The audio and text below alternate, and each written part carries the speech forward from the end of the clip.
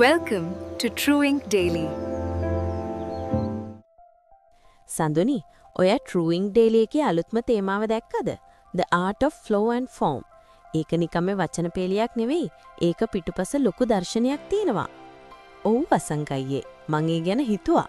සාමාන්‍යයෙන් අපිට හිතෙන්නේ ෆ්ලෝ කියන්නේ කිසිම පාලනයක් නැතුව නිදහසේ ගලාගෙන යන එක කියලා.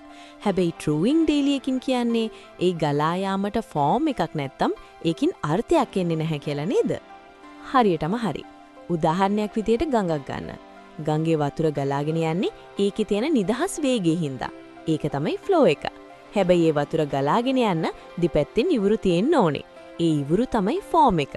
ඉවුරු නැත්තම් වතුර හැමතැනම විසිරිලා යනවා මිසක් ගමනක් යන්නේ නැහැ. ඒ කියන්නේ අපේ නිර්මාණශීලීත්වය වුණත් ඒ වගේ. අපේ හිතේ තියෙන අදහස් තමයි ෆ්ලෝ එක.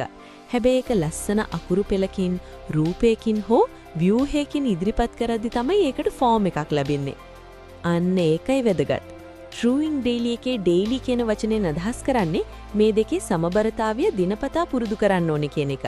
හිතන්න පෑනකින් අකුරක් ලියන වෙලාවක ඔයා ඕනෑවට වඩා හිර වෙලා ලිව්වොත් ඒකේ පණක් නැහැ. ඒක යාන්ත්‍රිකයි. හැබැයි පාලනයක් නැතිව ලිව්වොත් ඒක කියවන්න බැරි කුරුටු බිලිට්ටක් වෙනවා මිසක්. මට දැන් තේරෙනවා. ෆ්ලෝ කියන්නේ අපේ අභ්‍යන්තර නිදහසට. ෆෝම් කියන්නේ අපේ ශිල්පීය විනයට. මේ දෙක එකතු වුණාම තමයි True Ink හෙවත් සැබෑ නිර්මාණයක් බිහි වෙන්නේ. නියමයි. ඒක හරියට භාවනාවක් වගේ.